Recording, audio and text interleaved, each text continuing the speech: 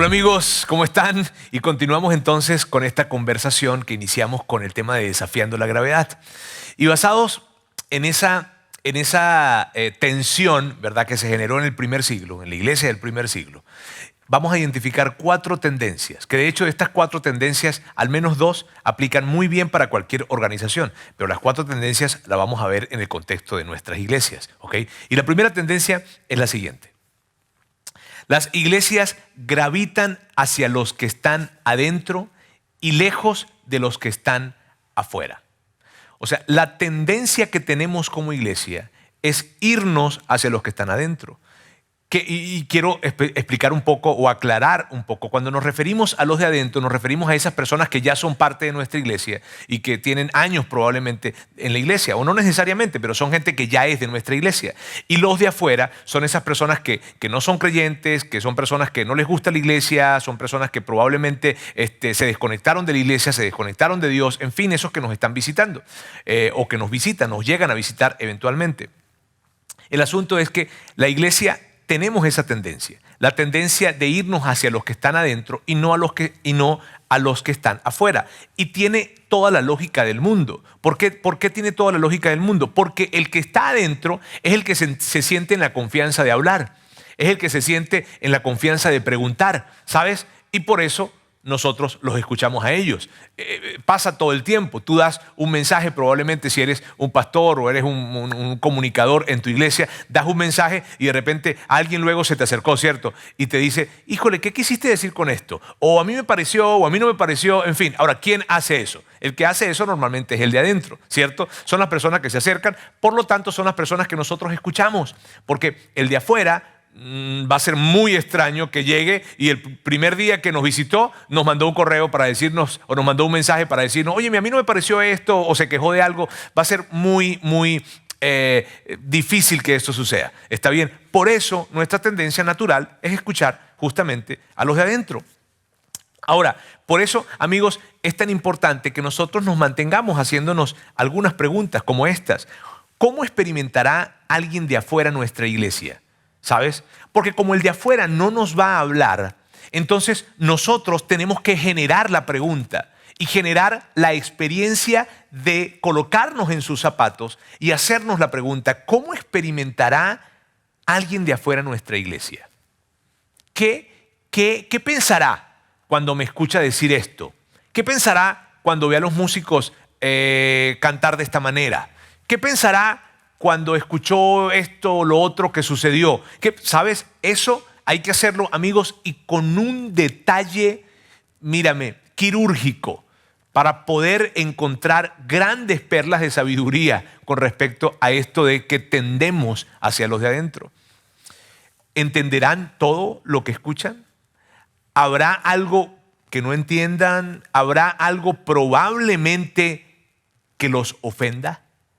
Y decimos algo que puede convertirse en una ofensa para alguien que nos está visitando porque nos expresamos de cierta manera con respecto a gente que no es creyente o gente que se comporta de cierta forma. Y mírame, no estoy diciendo que no se vayan en algún momento a sentir incómodos, porque la verdad en algún momento incomoda, sí.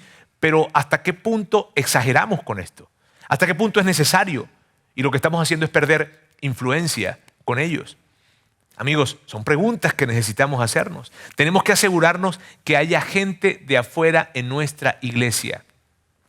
¿Por qué? Porque va a ser, como te digo, difícil que ellos se levanten a hablar, por lo tanto nosotros tenemos que asegurarnos que ellos estén presentes. Y hay diferentes formas en las que nosotros como iglesia lo hacemos. Una de las formas es mantenernos hablando acerca de esa cultura de invierte e invita. Invierte en una relación con alguien para que puedas invitarle a la iglesia. Es algo que decimos constantemente y que tenemos que decir todo el tiempo en nuestros diferentes ambientes, los domingos, en los grupos pequeños, en los ambientes de jóvenes, en cualquier tipo de ambiente. ¿Por qué? Porque eso va a mantenernos con la conciencia en alto de que todo lo que nosotros hacemos en la iglesia lo hacemos con un fin, y el fin tiene que ver con que las personas puedan, o con que los que están adentro puedan invitar a los de afuera. Entonces, una de las formas en las que nosotros nos mantenemos o nos aseguramos que haya gente de afuera dentro de la iglesia es hablando todo el tiempo de esto. Invierte, invita, invierte, invita, invierte, invita. Invierte en una relación con alguien para que lo invites a la iglesia. Invita, invita, invita. Todo el tiempo estamos hablando acerca de esto. Otra de las formas es nos acercamos a nuestro ambiente de punto de partida, porque punto de partida es un ambiente que naturalmente se convierte en un segundo paso para alguien que viene por primera vez a nuestra iglesia. Entonces vamos tratando de preguntarle a los líderes de punto de partida de ese ambiente, que es un ambiente que sucede de unas 8 a 10 semanas, hablando acerca de cosas básicas, ¿verdad?, de nuestra fe. Y allí le preguntamos a los líderes de punto de partida, mira, hay gente nueva que se está acercando, ¿sabes? Y eso es como para tener el dedo en el pulso de que haya gente de afuera adentro. Otra de las formas en que nosotros lo hemos tratado de cuidar que nuestra iglesia se mantenga siempre amigable a los de afuera es que le hemos pagado inclusive a personas para que vengan y critiquen lo que nosotros hacemos. Personas que vengan de afuera, que no sean de la iglesia, ¿ok? Que sean así como en el mundo del marketing se le conoce como un mystery shopper, ¿no? Ese comprador de alguna manera misterioso que nadie conoce. Él llega a la iglesia desde el estacionamiento, antes probablemente, ok, si fue fácil llegar, si fue fácil estacionarse, cómo le parecieron los baños, cómo le pareció la bienvenida, le sonrieron, no le sonrieron, preguntó algo y lo llevaron hasta allá, o simplemente le dijeron, queda allá, y que nos cuente si hubo algo. De hecho, hay una cosa que nosotros siempre decimos también, si hay algo que tú tuviste que explicarle a alguien que invitaste a la iglesia de lo que sucedió en la iglesia, híjole, significa que nosotros no lo estamos haciendo bien. ¿Viste? Entonces, el tema es que mantengamos muy en alto la conciencia de que haya gente de afuera dentro de nuestra iglesia. ¿Por qué? Porque la tendencia es oír a los de adentro, no oír a los de afuera. Así es que eso, amigos, es la primera tendencia gravitacional. Veamos la segunda tendencia gravitacional. Las iglesias gravitan hacia la ley y se alejan de la gracia. Amigos, y yo creo que esto es una gran tendencia que nosotros tenemos. Y permítame explicarme con respecto a esto. No lo decimos en términos teológicos, ¿está bien? No lo decimos en términos de que la gente tiene que obedecer para ser salva, sino que es por la fe. No, no me refiero a eso. ¿Está bien? Me refiero en términos relacionales. Las iglesias gravitan hacia la ley y se alejan de la gracia. ¿Y a qué me refiero con eso? ¿O cómo se expresa eso? Que terminamos viendo a las personas por categorías. En lugar de tratar de conocerles, de saber quiénes son, de conocer su historia, lo que tratamos es de verles como una categoría. Entonces, básicamente lo que hacemos es que caemos en el lado de la ley y no en el de la gracia. De hecho, en el pensamiento judío que nosotros veíamos en el texto que repasamos en el video anterior, fue Pedro quien se levantó a decir que él los conocía. O sea, los judíos simplemente decían los gentiles. Ahora, ¿y quiénes son los gentiles? ¿Cuál es su historia? ¿Cómo piensan? ¿Cuál es su deseo realmente de acercarse a Dios? ¿Por qué quieren acercarse? Todo ese tipo de preguntas ellos no lo hicieron, sino que simplemente veían a los gentiles como una categoría. Son los gentiles. Y todos los gentiles están mal y tienen que circuncidarse. Y ya. Sin embargo, Pedro sí se levanta y Pedro dice, amigos, ustedes saben, yo fui con ellos, yo los visité, yo estuve en sus casas, yo escuché su historia, yo los conocí. Y eso es tan poderoso para nuestra iglesia y para el modelo de iglesia que nosotros estamos haciendo. Porque en nuestra tendencia de categorizar a las personas, hay algo que queda muy en la superficie, pues, de lo que hacemos, o muy expuesto en el día a día. ¿De qué manera? Cuando alguien se acerca y nos hace este tipo de preguntas. ¿Cuál es la postura de la iglesia con respecto a? ¿Te han hecho esa pregunta? ¿Cierto? ¿Cuál es la política de la iglesia con respecto a? Y ese tipo de preguntas, amigos, vienen justamente de nuestra tendencia gravitacional a la ley y no a la gracia. Yo recuerdo que cuando nosotros empezamos como iglesia o como campus acá en Monterrey, gente de otras iglesias que se acercaban, porque típicamente pasa eso, si hay una iglesia que se está lanzando, entonces se acercan gente de otra iglesia, en fin, se acercaban y entonces me hacían preguntas, mire, ¿cuál es la política de la iglesia con respecto a, y qué opina la iglesia con respecto a lo siguiente? Y era algo que siempre se presentaba. Por eso nosotros desde un principio tuvimos una consigna, y nuestra consigna fue la siguiente: no tenemos políticas, tenemos conversaciones. ¿Por qué? Y mira bien, lo voy a volver a repetir. No tenemos políticas, tenemos conversaciones. ¿Por qué? Porque las políticas alejan, las conversaciones acercan. Las políticas son fáciles, amigos, porque las políticas simplemente es, esta es nuestra política y ya, y se acabó. Y no me interesa tu historia, no me interesa por qué estás preguntando, no me interesa por qué te estás acercando. No, simplemente, ok, ¿cuál es la política de la iglesia con respecto a lo que sea? Esta es nuestra política. Y ya, gracias. ¿Sabes? La política no acerca, la política aleja. En cambio, las conversaciones acercan. Las conversaciones te invitan a poder sentarte, platicar, dedicar tiempo, comprender qué es lo que la otra persona realmente está queriendo preguntar, porque cuando alguien se acerca a hacer ese tipo de preguntas, hay algo detrás de esa pregunta. Y nosotros tenemos que permitirnos el tener esa conversación. Esa ha sido una consigna para nosotros como iglesia. No tenemos políticas, tenemos conversaciones. Recuerdo que en una oportunidad una chava se acercó con nosotros a través de las redes sociales y nos preguntó, nos hizo esta pregunta. Nos envió ahí en nuestras redes. Nos colocó: ¿cuál es la política de la iglesia? Quiero saber, así, no sé, bueno, hola, ¿cómo están? En fin, y yo quiero saber cuál es la política de la iglesia con respecto a las parejas lesbianas. Entonces, claro, fácilmente alguien pudiese contestar algo con respecto a eso. Sin embargo, nosotros, como tenemos muy presente esto, y no tan solo lo tengo presente yo como pastor o el equipo principal de la iglesia, no, sino lo tenemos presentes todos en la iglesia. Y los que manejan las redes sociales lo tienen súper presente. Y entonces, ok, cuando hace esa pregunta, ¿sabes? Nos encantaría, gracias por escribirnos, y nos encantaría platicar contigo acerca de esto. ¿Cuándo pudieses tomarte un café con nosotros? De inmediato. ¿Y sabes qué pasó? Que el siguiente fin de semana, en efecto, ella escribió y dijo, bueno, la siguiente semana, si quieren, yo puedo ir a la iglesia y unos minutos antes podemos platicar. Claro que sí. Se acercó y una persona de nuestro equipo empezó a hablar con esta persona. Y empezó a preguntarle, cuéntanos qué acerca de tu vida, háblanos un poco acerca de ti. Y empezó a hablarnos acerca de su historia, empezó a hablarnos acerca de lo mucho que ella amaba a Dios, pero que tuvo que distanciarse por una confusión que surgió en su vida que tenía que ver con este tema de su orientación sexual, en fin, y se convirtió en una gran conversación. Y sabes, al final de esa conversación, ella termina con su corazón agradecido, impactada por el amor y aceptación que estaba recibiendo en la iglesia que representa a Dios. Ahora, eso realmente no debería sorprender a nadie si me preguntaras a mí. ¿Por qué? Porque la iglesia representa a Dios y lo que tiene que representar justamente es su amor y su aceptación. Pero el punto, amigos, es que cuando tú y yo tendemos a colocar políticas, tendemos a alejar a la gente. Así es que recuerda, ante esta tendencia, nosotros decimos siempre, no tenemos políticas, tenemos conversaciones. ¿Por qué? Porque nosotros queremos evitar ir por el camino fácil.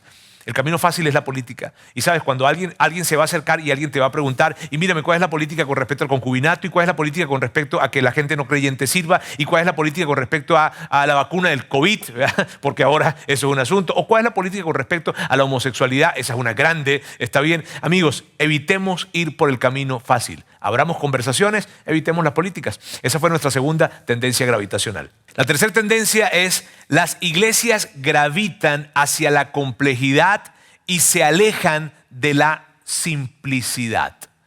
Y esta también es una gran tendencia. Y en el texto que veíamos en el video anterior, veíamos prácticamente eso. Porque imagínate hoy en día nosotros tratando de que todos los gentiles de la Europa moderna primero se hagan judíos y cambien su manera de comer, su manera de manejar el tiempo, su manera de criar a sus hijos, en fin, cambien todo esto para que luego entonces puedan llegar a ser seguidores de Jesús. O sea, imagínate eso. Eso es lo que estaba pasando en el primer siglo. ¿Por qué? Porque hay una gran tendencia para la iglesia y es ir a la complejidad en lugar de la simplicidad, amigos, y eso yo lo veo hoy en día en la iglesia, lo veo totalmente, porque hay tantos programas, tantas actividades que nosotros hacemos. Si alguien quiere servir, primero tiene que pasar por el paso 1, por el paso 2, por el paso 3, por el paso 4, por el paso 5, en fin, 20 pasos que tienes que hacer para que luego puedas llegar a algún lugar. En fin, el asunto es que tendemos a la complejidad, y esa tendencia que la veíamos en la iglesia del primer siglo está presente para nosotros hoy en día también. Siempre, miren amigos, siempre va a haber más ministerios y programas que nosotros podamos agregar. La pregunta no es qué más podemos sumar, no. Y pareciera que es lo que de alguna forma se presenta en las comunicaciones y en las conversaciones que tenemos dentro de los equipos de liderazgo de la iglesia, ¿no? ¿Qué más podemos sumar? ¿Qué más podemos hacer? No, el punto es qué podemos reducir. No que podemos sumar, sino que podemos reducir de manera que hagamos más fácil el camino a la gente para acercarse. ¿Sabes? Hay una pregunta que nosotros nos hicimos desde el inicio que nosotros nos formamos como iglesia, y fue la siguiente: ¿cuál es nuestra contribución única o qué nos hace únicos? ¿Qué es eso que nos hace únicos a nosotros como iglesia? Fue una pregunta, te digo, no fue fácil contestarla, requirió de muchas conversaciones, pero esa pregunta nos ayudó a entender de que debíamos mantenernos allí. Lo que nos hacía únicos, esa cosa que nos hacía únicos, teníamos que mantenernos allí. Y la respuesta ante esto fue lo siguiente: queremos ser la primera iglesia o la primera opción que se le viene en mente a las personas cuando quieren invitar a alguien a la iglesia, aunque ellos no vengan a nuestra iglesia. Queremos ser esa primera opción. Cuando alguien está pensando de alguna manera en invitar a un amigo a la iglesia, un amigo que no es creyente, obviamente, un amigo que no va a la iglesia, o que está disgustado con la iglesia, o que no cree en Dios, en fin, que no le gusta la iglesia, que se obstinó de la iglesia probablemente, no sé la situación, pero cuando alguien está pensando de alguna manera en invitar a esa persona a la iglesia, que de inmediato nosotros seamos la primera opción que le llega a su mente. No importa si esa persona no viene a la iglesia, porque nos ha pasado muchísimo eso. Gente que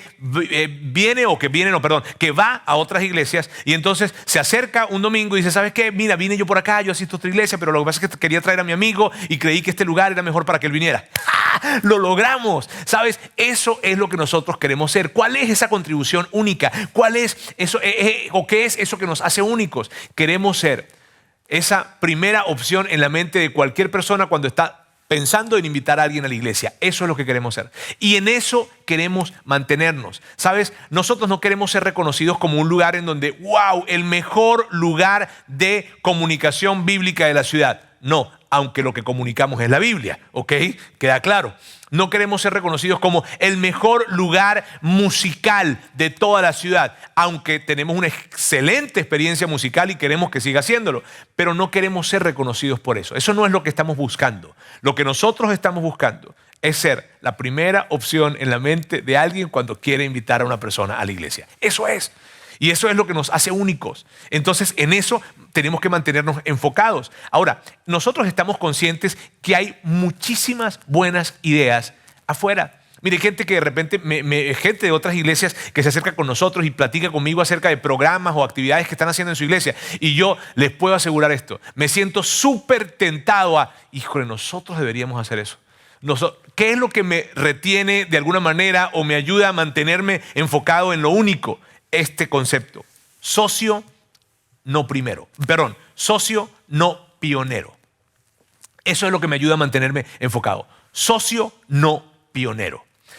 Y con esto me refiero a que ya hay gente en la ciudad que empezó a hacer un trabajo de alguna forma con algunos sectores o de algunas maneras y hacen un trabajo excelente. Entonces, ¿por qué más bien nosotros no nos unimos con estas personas para apoyarles con manos, ¿verdad? O sea, me refiero voluntarios, horas de servicio y en recursos económicos, apoyarles a ellos para que sigan haciendo eso que ya están haciendo y que lo hacen muy bien. Mírame, yo me enteré que acá en Monterrey, que es la ciudad en donde estoy en este momento y está nuestro campus, tenemos 3 campus, pero ahorita mismo estoy en Monterrey, y acá yo me enteré de un grupo de personas que trabajaban con adolescentes, con chavos, que estaban en circunstancias muy, muy complicadas, que venían de familias totalmente disfuncionales, pero estaban haciendo un trabajo espectacular. Nosotros nos acercamos a ellos y les dijimos de qué manera podemos ayudarles. No tratamos de crear, Ahora, si les soy honesto, en algún momento dije, híjole, si nosotros hacemos algo así también y creamos toda una rama de ayuda social grande dentro de la iglesia y hacemos esto y hacemos lo otro, pero me detuve recordando qué es lo único, qué es por lo que nosotros queremos ser conocidos. Y eso no hizo que no hiciera nada. Al contrario, nos movimos hacia ellos, nos acercamos y les dijimos de qué manera podemos ayudarles, de qué manera podemos formar equipo y entonces potenciar lo que ustedes están haciendo. Y creamos entonces esa sociedad, socios no pioneros. ¿Sabes? Eso de alguna manera nos ayuda a nosotros a mantenernos sensibles a esas excelentes ideas que hay afuera y que mucha gente puede traer y puede tener, pero también nos ayuda a mantenernos enfocados en esa contribución única en la que nosotros debemos mantenernos. Muy bien, esa fue la tercera tendencia gravitacional de la iglesia. Veamos entonces esta cuarta y última tendencia. Las iglesias gravitan hacia la preservación. Gravitamos hacia la preservación en lugar de hacia el avanzar o hacia el progresar. ¿Por qué? Tiene toda la lógica del mundo. Porque, sabes, cuando tú estás empezando, no hay mucho o no se tiene mucho, por lo tanto, nosotros vamos avanzando y vamos hacia adelante y significa que vamos a arriesgar y vamos a hacer todo lo que sea necesario para poder progresar. Pero una vez que vas creciendo y vas acumulando experiencia y vas acumulando reputación y vas acumulando activos y vas acumulando recursos, en fin, ya entonces nuestra tendencia es a tomar decisiones basados en proteger lo que hemos alcanzado en lugar de avanzar y progresar. ¿Sabes? Eso es algo que se presenta y que tiene todo el sentido del mundo. Por eso es una tendencia gravitacional. Bien, permítame leerles algo acá. Los judíos en el primer siglo estaban protegiendo una tradición. Eso es lo que estaban haciendo. Estaban más comprometidos en proteger la ley de Dios que en obedecer a Dios. Entonces, al tratar de proteger y preservar, estaban complicando el camino de lo nuevo que Dios quería hacer. ¿Sabes? Es una tendencia que tenemos, amigos, y es natural. Al principio nosotros tomábamos decisiones de una manera y luego que ahora tenemos las instalaciones y tenemos ambientes y tenemos más campus y tenemos más recursos, pensamos más, cuidado con esto que vamos a hacer, no podemos ir demasiado rápido, eso es demasiado riesgoso, hay que tener cuidado. Y ahora, yo no estoy queriendo decir con esto, amigos, que nosotros vayamos a ser temerarios, ¿verdad? Y vayamos a no hacer o a tomarnos el tiempo para tomar sabias decisiones. No. Pero lo que quiero decir es que no nos guiemos por el preservar, sino guiémonos por el avanzar. Que nuestra brújula no sea el tema de tengo que cuidar lo que tengo, sino más bien tengo que avanzar hacia lo que Dios tiene para nosotros el día de mañana, en el futuro. No nos dejemos guiar por el tema de proteger. Ese es el gran mensaje que hay implícito en esta tendencia que dice que las iglesias gravitan hacia la preservación. Mire, yo recuerdo que cuando yo vine para acá, para Monterrey, yo vivía en Saltillo antes y me vine a Monterrey a plantar nuestro campus en Monterrey. Teníamos nuestro campus en Saltillo, venía a plantar acá.